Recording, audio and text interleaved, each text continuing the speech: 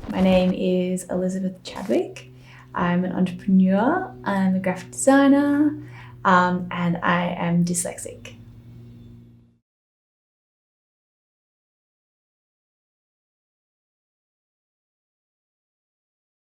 When did you start to notice you were different from other kids? It was pretty early on in primary school.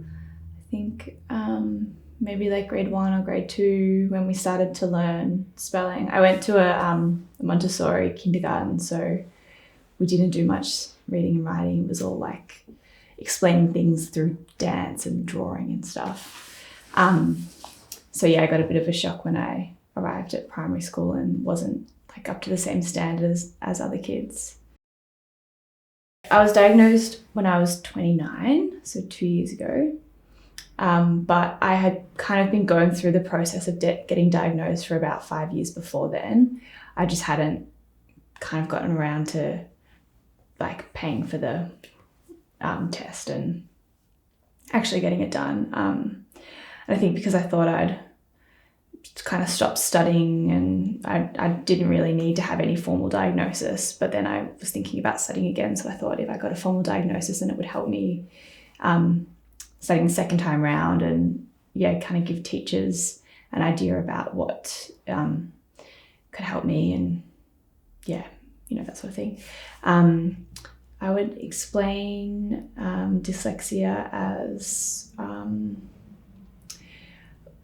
I guess it's different for everyone, but for me, it's kind of like you're missing parts of words and it's like your brain doesn't it doesn't compute things that you're reading or like certain words that you're trying to spell. Like, for example, I'll, be reading something and I'll skip certain words and that sentence just won't make sense to me. And I don't even know that I've skipped words, but like at the end, I'm like very confused. And, that's the same with spelling. I'll go to spell something and like it will look odd to me and I'll have no idea whether it's spelt right or wrong. But it's the strangest thing to explain, I think, because it's like you don't know what you don't know.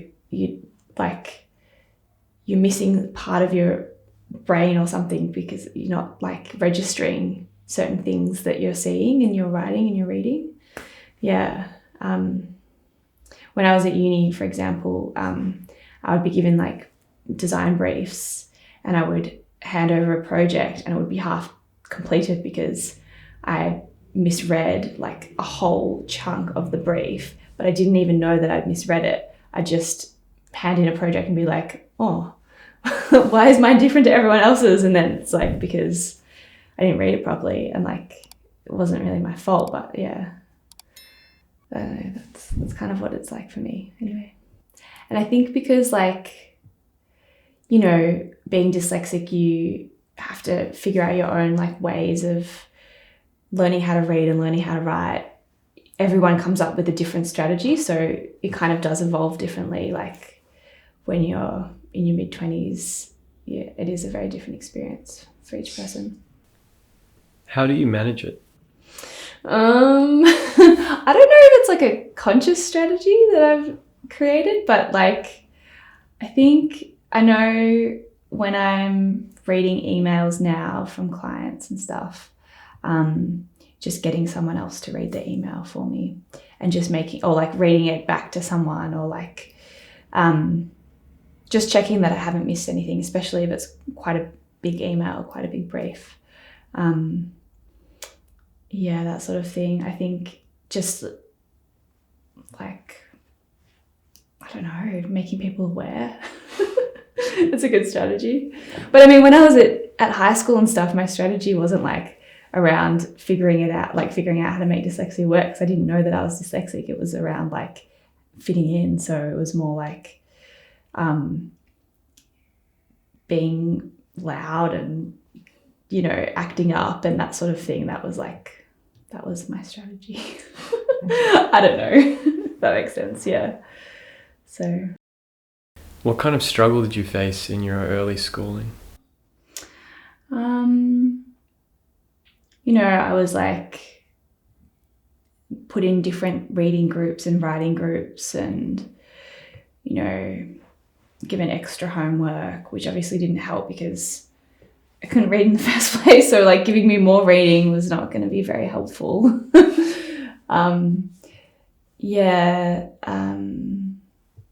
So that was a bit of a struggle. Like just, when you're young, you just like really want to be like everybody else. And I think being put into a different group from your friends makes it really obvious that there's something different about you, and it makes it obvious to your friends, and it means you're kind of like a target for bullying, I guess. Just self-esteem as well. You don't have much of when you're like that. Struggles in like being in a class where you had to read out loud passages and knowing that when it would come around to me, I wouldn't be able to read what everyone else is reading, being really embarrassed by that. That sort of thing.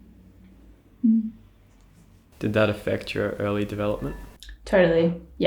Acting out massively, questioning the teacher, trying to be like, I don't want to do this, not having a reason why, just that I didn't want to do it. So I would like often kind of storm out of class or make a joke when it came around to my turn, that sort of thing. Did you feel shame as a result of your condition? So I think there's like kind of two parts to that answer. There's definitely personal shame that you feel when you don't when you're not the same as everyone else, when you stand out from other people, and texting your friends, you might come across as being like stupid or whatever. But I think the other thing as well is like people actually do that. I think other people that aren't dyslexic don't know enough about dyslexia, and they do, not necessarily consciously, but they do judge you, and they do like kind of other you in a way. And I know I've had certain jobs and stuff where I've not wanted to tell my employer that I'm dyslexic because I know that I might not be hired. And I think that's really, really sad. And I think that is like a certain thing around dyslexia, is that you put shame on yourself, but then other people put it on you because of their lack of knowledge. Did dyslexia affect your self-esteem? One story that comes to mind was I don't remember exactly what grade I was in, maybe like grade 2 or grade 3 or something, so like 8 or 9. And we were learning how to spell words. And I remember taking home this worksheet, and it was like you had to copy out the words over and over and over and over again. And pretty much every time I copied it, I spelt it wrong. And I took it into class the next day, and the teacher was like, in front of everyone, you haven't done this right. How have you not done this right? And like, it's such a small thing, but it really stays with you. I think like being called out in front of your class and you have tried really hard to do this exercise correctly, but still get it wrong. And then like, how do you kind of explain that to your teacher or to anyone? Were you supported by your parents or teachers? I was supported by my parents. They brought it up with the school quite a lot of times. They could see that I was struggling, and they were also really supportive in suggesting different pathways for me. So like suggesting that I would, do design or art, or also sport. I was quite athletic. So they kind of, rather than making me learn how to read and forcing me to kind of go down that path, they were like, well, maybe you're not a good reader, but why don't you try drawing? And you're a good drawer, so why don't we encourage you to do more drawing? Or like, you're a good dancer, so let's go take you to dance classes, They were really encouraging in that way.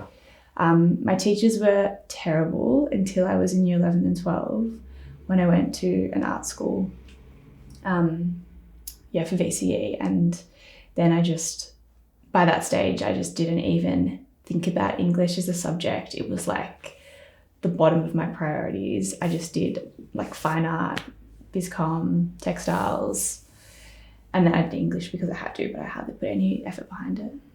Yeah, but they were super encouraging then. Have you overcome the stigma associated with dyslexia? I don't think I've overcome it, to be honest. I'm still like, I don't tell everyone that I have it. And I am like quite embarrassed by it still, like, which is something that I'm embarrassed for being embarrassed. But yeah, like I don't really know. I think awareness is a massive problem in the dyslexic community because, it's not really talked about. I don't know. I don't really have an answer for that because I'm still on that journey myself. What advice would you give to kids currently struggling with dyslexia? That's tricky because, like, what would I wanted to know? I think that, like, what I've learned is that being dyslexic is actually a huge advantage. Like, if you just need to, like, lean into what your skills are. It's hard because it's like I want to say don't be ashamed of it, but I still am ashamed of it, so that's like a tricky one. But yeah, like I think that it will benefit you in the long run. Like it will be something that makes you stand out from the rest of society and makes you interesting and unique. And I think you might not feel like you fit in, but I don't think fitting in is necessarily a positive thing, especially if you're creative, or anyone really. Like it's good to be unique, and I think with dyslexia you have the ability to do things a little bit more uniquely. I don't know. Yeah. What kind of advantage do people with dyslexia have? Well, I think aside from like, having a unique perspective of the world, like you're also very empathetic because you know what it's like to be shunned or like put like othered or whatever. So you're very, very open and accepting of other people, and like I'm not judgmental at all, because kind of who am I to judge? Like I'm not a very good reader or writer, so if someone else isn't, I'm not going to think that they're stupid in any way. Like I think that's I think very empathetic, like kind of what I was saying, just you have a unique perspective of the world that can help you with job opportunities and just with life in general. You live an interesting life, I think. My world is very interesting. So, yeah. I think in one way that I haven't really mentioned is that I don't really know like why this is, but if I am doing a job and I don't exactly know how to do it 100%, I'll always figure out a way around it. Like I'll always accept work, even if I'm not entirely sure how to do it, because I think that feeling of discomfort isn't new to me, and I can trust that I'll find a solution for it. And so in that way, kind of like a problem solving kind of way, like also it's given me a little bit of encouragement to take on more interesting and maybe harder jobs, because I do feel like I can figure it out. Yeah, because I've been able to figure out everything else like, in terms of reading and stuff. Yeah, so yeah, it's been an advantage. What are your memories with dyslexia growing up? One story that comes to mind is, it's kind of a weird example, but it just kind of like, I guess, sums up like my experience in a way. But I remember I'm the oldest. I've got 3 younger brothers, and my brothers are super intelligent. And I remember watching TV one night, and the word move came up on the screen, and I was like, they've spelled move incorrectly. And my brother was like, how do you think you spell move? And I was like, Moove. And he's like, no, Liz, no.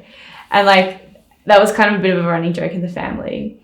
But that kind of situation happened to me daily. I would be like, what does this word mean? Or like, what are you talking about with like spelling it that way? Or I don't know, like I just felt like I was like, there was some things that everyone knew and I just didn't know. And even if, you know, my brothers were younger than me or like my peers were the same age as me, I was like, you know, you're all in on this thing that I don't understand. And I guess like, yeah, that manifested itself in a way that made me, again, feel kind of like an outsider, because I was like, why don't I get it? And that kind of shame led to me feeling really like not confident in myself, because I didn't feel like I understood what everyone else understood. A whole lot of experiences like that happened all the time kind of like made me this really shy, self-conscious person. I didn't really feel like I fitted in. Even now, like I don't have anyone around me that's dyslexic. I don't know anyone I have people that are like, I think maybe I am, but then I don't know. They don't know if they actually are or not, or it's not like that bad that it affects them day to day. So I do feel isolated in that sense. And I do think, you know, even though some of my friends know that I'm dyslexic, I still feel like if I'm to misread a text message that I've received, I still am self-conscious about being thought of as dumb. I think I'm just always really, really self-conscious about coming across as being stupid. Like with my partner, I'm like, he's super smart, and I'm always like, what does this mean?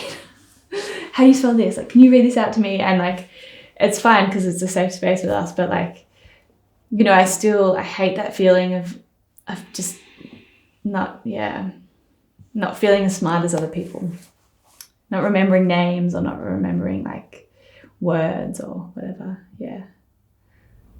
Hey, I hope you enjoyed the video.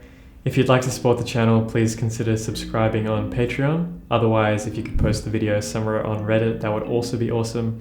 And I will hopefully see you for the next video, which will be out sometime next week. See you later.